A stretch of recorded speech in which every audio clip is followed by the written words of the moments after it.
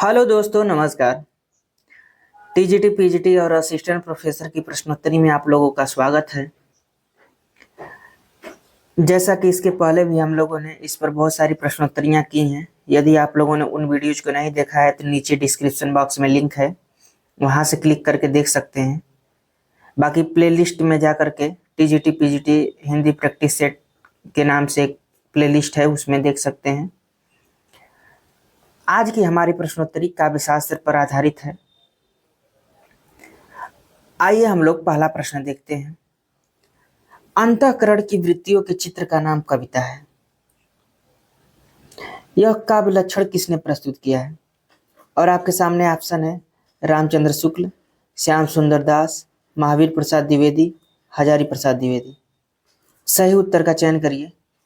तो देखिए, प्रश्न नंबर पहला का जो सही उत्तर हो जाएगा वो हो जाएगा महावीर प्रसाद द्विवेदी। यदि आपको रामचंद्र शुक्ल लग रहा हो तो सही नहीं लग रहा है, गलत है। आपका सही उत्तर महावीर प्रसाद द्विवेदी ही होगा। अगला प्रश्न देखते हैं, प्रश्न नंबर 2। दोस्तों, आप लोग हमारे टेलीग्राम ग्रुप से भी जुड़ जाइए, उसका भी लिंक नीचे डिस्क्रिप्शन बॉक्स में है। वहां पर आपको पीडीएफ से संबंधित मैटर आसानी से मिल जाएंगे। दूसरा नंबर प्रश्न है कि हिमाद्रि तुंग श्रृंग से प्रबुद्ध शुद्ध भारती स्वयं प्रभा समुज्जला स्वतंत्रता पुकारती। प्रस्तुत पंक्तियों में काव्य का कौन सा गुण मौजूद है? माधुर्य, ओज, प्रसाद, इनमें से कोई नहीं। प्रश्न नंबर 2 का सही उत्तर बताने का प्रयास करें। तो आपका जो सही उत्तर हो जाएगा वो हो जाएगा ओज गुण। इन पंक्तियों में ओज गुण है। ओज गुण कहाँ पे होता है? जहां वीर रस होता है वहां पे ओज गुण होता है।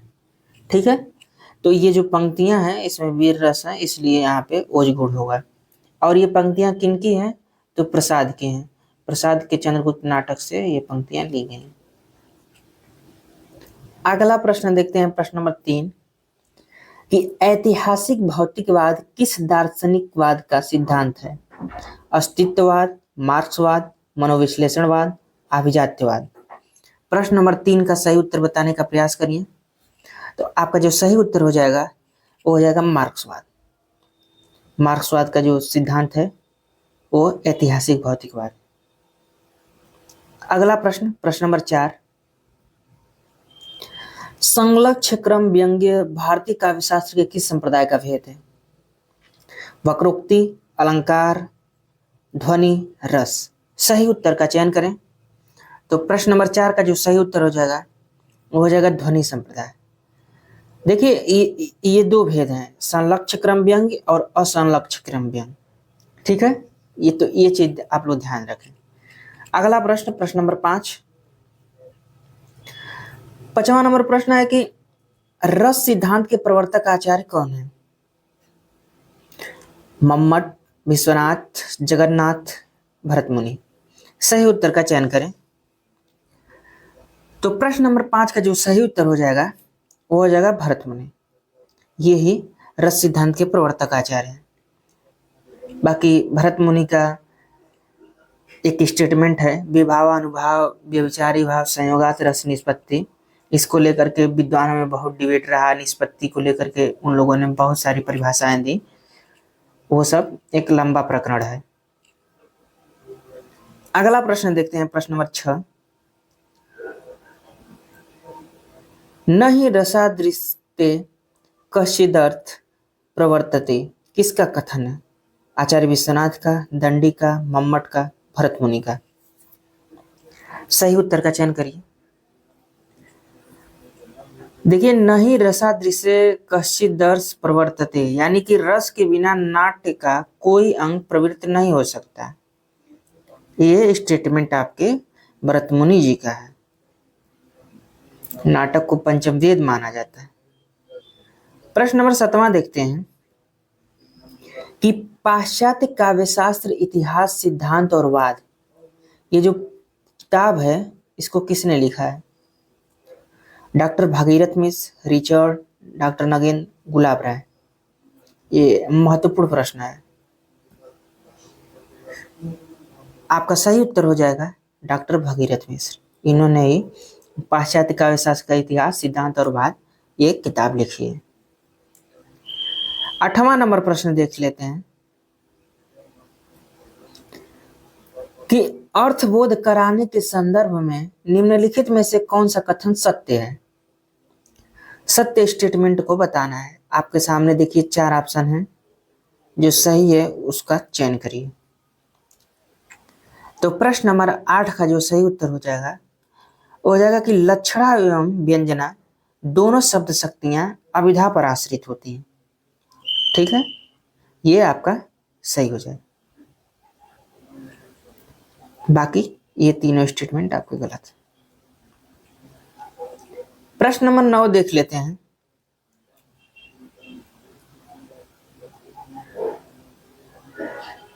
जब द्रास बटा लिक टाइगर हिल की सीमा लगी गरजने, जब शहादत लेते हिमगिरी की चट्टाने लगी गरजने, तब जाग उठे थे शेर बबर, पौरुष हुंकार उठा था, मातृभूमि की बलिवेदी पर लहू पुकार उठा था। उपयुक्त काव्य पंक्तियों में कौन सा काव्य गुण है। माधुर्य, ओज, प्रसाद, उपयुक्त तीनों। तो प्रश्न नंबर 9 का जो सही उत्तर हो जाएगा वो हो जाएगा ओज गुण। वीर रस से संबंधित इसमें वर्णन है, इसलिए ओज गुण। अगला प्रश्न, प्रश्न नंबर 10। चित्र तुरंग न्याय का संबंध किस सिद्धांत से है। उत्पत्तिवाद, भुक्तिवाद, अनुमितिवाद, अव्यंजनावाद। सही उत्तर का चयन करिए। तो देखिए आपका जो सही उत्तर हो जाएगा चित्र तुरंग न्याय, ये अनुमितिवाद से हो जाएगा। अनुमितिवाद के संस्थापक आचार्य जो हैं वो शंकुक जी हैं, श्री शंकुक। ठीक है, तो इसलिए आपका सी ऑप्शन सही हो जाएगा। अगला प्रश्न, प्रश्न नंबर 11 कि प्रसिद्ध रस सूत्र विभावानुभाव व्यभिचारी संयोगात रस निष्पत्ति के प्रतिपादक आचार्य हैं। भर्तहरि, रुद्रट, भरत मुनि, दंडी। 11 नंबर का सही उत्तर बताने का प्रयास करें। तो 11 नंबर का जो आपका सही उत्तर हो जाएगा वो हो जाएगा Bharat Muni. C option is right. अगला प्रश्न, प्रश्न नंबर 12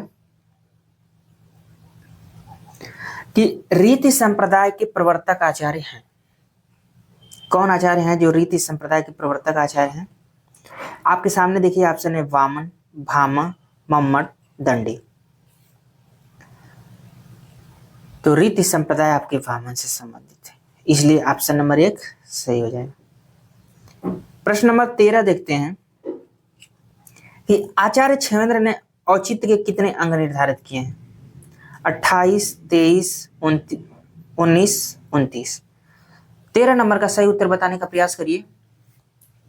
तो देखिए जो आयोग माना है उसके आधार पे आपका 28 सही हो जाएगा। बाकी क्षेमेंद्र ने 27 ही माना है। तो ये आयोग के हिसाब से आपको ऑप्शन देख करके चलना है। यदि ऑप्शन में 27 नहीं है तो आप 28 लगाइए, आपका सही हो जाएगा। अगला प्रश्न देखते हैं, प्रश्न नंबर 14। अदोषो सगुणो सालंकारो च शब्दार्थो काव्यम। यह इनमें से किस आचार्य का दिया हुआ काव्य लक्षण है। वामन, भामह, हेमचंद, कुंतक। बहुत ही महत्वपूर्ण प्रश्न है ये। अदोषो सगुण सालंकारो च शब्दार्थो काव्यम, ये आपके हेमचंद का है। अगला प्रश्न, प्रश्न नंबर 15। इनमें से किसका मत भुक्तिवाद कहलाता है। अभिनव गुप्त का, भट्टनायक का, शंकुक का, भट्टलोलट का। 15 नंबर प्रश्न का जो सही उत्तर हो जाएगा वो हो जाएगा भट्टनायक। भट्टनायक का भुक्तिवाद है। और मान लीजिए जैसे भविष्य में पूछ दिया गया कि ये किस दर्शन से संबंधित था भुक्तिवाद, भट्टनायक का है। तो आपका जो उत्तर होगा वो सांख्य दर्शन हो जाएगा। ये भी चीजें ध्यान देने की है। जैसे मान लीजिए अभिनवगुप्त का अव्यक्तिवाद है, तो मान लीजिए पूछ दिया गया कि ये किस दर्शन से संबंधित है, तो अव्यक्तिवाद जो है वो शैव दर्शन से संबंधित है। ठीक है। शंकुक का जो था अनुमितिवाद है, तो अनुमितिवाद किस दर्शन से संबंधित है, तो न्याय दर्शन से।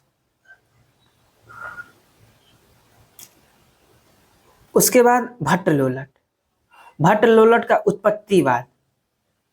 उत्पत्तिवाद या आरोपवाद करके है, तो ये किस दर्शन से संबंधित है, तो ये मीमांसा से है। तो पहले तो आपको ये याद करना है कि किसका कौन सा मत है, जैसे भुक्तिवाद किसका है, अनुमितिवाद किसका है, उत्पत्तिवाद किसका है, अव्यक्तिवाद किसका है। उसके बाद वो किस दर्शन से रिलेटेड है, इन चीजों को आपको जरूर याद करना है। ये आपके टीजीटी पीजीटी असिस्टेंट जिसमें भी काव्यशास्त्र से संबंधित, भारतीय काव्यशास्त्र से संबंधित क्वेश्चन बनते हैं, उसमें यहाँ से क्वेश्चन बनने की ज्यादा चांसेस रहते हैं। तो ये आपके लिए बहुत ही महत्वपूर्ण है। अगला प्रश्न देखते हैं, प्रश्न नंबर 16 कि नाटक में दृश्य दिखाने या दृश्य परिवर्तन के लिए जो पर्दा काम में लिया जाता है उसे कहते हैं यवनिका, पटाक्षेप, नेपथ्य, उपयुक्त में से कोई नहीं। तो 16 नंबर का सही उत्तर बताने का प्रयास करिए। तो आपका सही उत्तर हो जाएगा यवनिका, ये ऑप्शन सही। अगला 17 नंबर प्रश्न, रस सूत्र के किस व्याख्याता ने रस निष्पत्ति की प्रक्रिया में पुष्टि चित्त तुरंग न्याय के आधार पर की है? शंकुक, लोलट, अभिनवगुप्त, भट्टनायक। तो देखिए चित्र तुरंग न्याय का संबंध किससे है, आप सभी लोग जानते हैं कि शंकुक से, इसलिए पहला ऑप्शन सही हो जाएगा। अगला प्रश्न देखते हैं, प्रश्न नंबर 18 कि हिंदी के प्रथम अलंकार निरूपक आचार्य कौन है? भिखारीदास, मतीराम, केशवदास, चिंतामणि। तो 18 नंबर का जो सही उत्तर हो जाएगा वो हो जाएंगे केशवदास। ये हिंदी के प्रथम अलंकार निरूपक आचार्य माने जाते हैं। अगला प्रश्न 19 नंबर कि भरत के रस सूत्र में निहित संयोग का अर्थ भोज्य भोजक भाव निष्पत्ति का अर्थ भुक्ति आस्वाद की स्थापना किस व्याख्याकार ने किया है? भट्ट, लोलट, श्री शंकुक, अभिनवगुप्त, भट्टनायक। सही उत्तर का चयन करिए। दोस्तों यदि हमारी प्रश्नोत्तरी आपको अच्छी लग रही हो तो please like, share, subscribe, comment. तो 19 नंबर का जो आपका सही उत्तर हो जाएगा वो हो जाएगा भट्टनायक। भट्टनायक का ही भुक्तिवाद था। अगला प्रश्न, प्रश्न नंबर 20 शब्दार्थों ते शरीरम रस आत्मा, यह कथन इनमें से किसका है? भरत मुनि, राजशेखर, विश्वनाथ, भामा। 20 नंबर का सही उत्तर बताने का प्रयास करें। तो आपका सही उत्तर हो जाएगा राजशेखर। ठीक है, इन्होंने ही शब्दार्थों ते शरीरम रस आत्मा स्टेटमेंट दिया है। अगला प्रश्न देखते हैं, प्रश्न नंबर 21 प्रज्ञा नवोन्मेष शालिनी प्रतिभा मता किसकी उक्ति है? कुंतक, भट्ट, लोलट, मम्मट, श्री भट्टतव। 21 नंबर का सही उत्तर बताने का प्रयास करें। तो 21 नंबर का जो आपका सही उत्तर हो जाएगा वो हो जाएगा श्री भट्टतव। इन्होंने ही कहा प्रज्ञा नवोन्मेष शालिनी प्रतिभा मता। अगला प्रश्न देखते हैं, प्रश्न नंबर 22 और ये महत्वपूर्ण प्रश्न है। जिसको आ रहा होता है उसके लिए बहुत आसान होता है, नहीं आ रहा होता तो बहुत कठिन लगता है। आचार्य भरत मुनि ने नाटक में अभिनय को किस वेद से लिया है? ऋग्वेद, सामवेद, यजुर्वेद या अथर्ववेद। सही उत्तर का चयन करें। तो देखिए अभिनय का जो संबंध है वो यजुर्वेद से है, इसलिए सी ऑप्शन सही हो जाएगा। बाकी भविष्य के लिए आप देख लीजिए कि और कहाँ से क्या क्या लिए हैं। तो ऋग्वेद से इन्होंने पाठ लिया था, सामवेद से गान लिए थे, और अथर्ववेद से रस लिए थे। ये चीज आप लोग कहीं नोट कर लीजिए, ये आपके लिए बहुत हेल्पफुल होगी। बाकी यजुर्वेद से आप तो जानते हैं अपने। अगला प्रश्न 23 नंबर, हिंदी काव्य शास्त्र में बौद्धिक रस की स्थापना करने वाले विद्वान हैं? माता प्रसाद गुप्त, भिखारी दास, भागीरथ मिश्र, गणपत चंद्र गुप्त।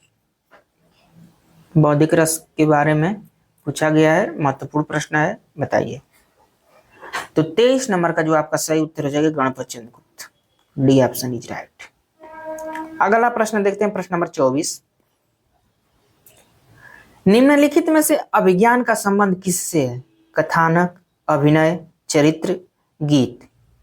24 नंबर का सही उत्तर बताइए। तो आपका सही उत्तर हो जाएगा कथानक। अभिज्ञान का संबंध कथानक से है। अगला प्रश्न, प्रश्न नंबर 25, निम्नलिखित में से यह कथन इष्टाभिधेय वक्रोक्तिरिष्टस वाचामन अलंकृति किसका कथन है? भामह, दंडी, उद्भट, वामन। तो 25 नंबर का आपका सही उत्तर हो जाएगा भामह। ठीक है। अगला प्रश्न, प्रश्न नंबर 26, निम्नलिखित में से कौन से दो ग्रंथ हैं विशेष रूप से रस से संबंधित हैं? दस रूपक, काव्यादर्श, साहित्य दर्पण, काव्यालंकार। ये 4 दिए गए हैं और नीचे दिए गए विकल्पों में से सही उत्तर का चयन करना है। और आपके सामने ये सब कूट दिए गए हैं, आपको बताना है कि इनमें से दो कौन ग्रंथ हैं जो विशेष रूप से रस से संबंधित हैं। ठीक है, 26 नंबर का सही उत्तर बताने का प्रयास करिए। तो देखिए, साहित्य दर्पण तो आप लोग सभी जानते हैं, ये रस से संबंधित है।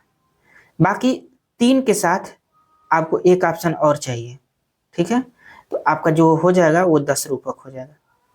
ठीक है, 10 रूपक और साहित्य दर्पण दोनों रस से संबंधित है, इसलिए आपका ऑप्शन नंबर 1 सही हो जाएगा, 1 और 3। अगला प्रश्न देखते हैं, प्रश्न नंबर 27, शब्दार्थयो अर्थावस्सा भावे विद्या साहित्य विद्या किसका कथन है? कुंतक, राजशेखर, भोजराज, विश्वनाथ। सही उत्तर का चयन करिए।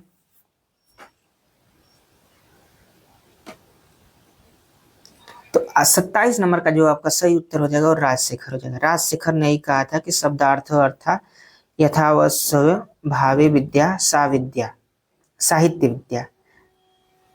ठीक है। अगला प्रश्न 28 नंबर, ये कालक्रम के आधार पर व्यवस्थित करना है।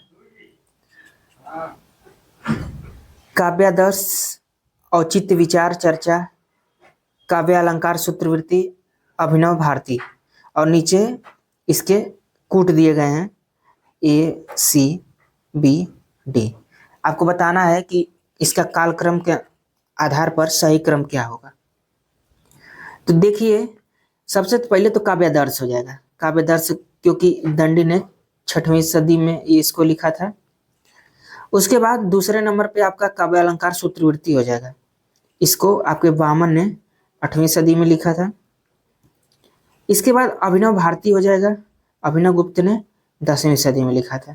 बाकी औचित्य विचार चर्चा जो है वो 11वीं सदी हो जाएगा क्षेमेंद्र का।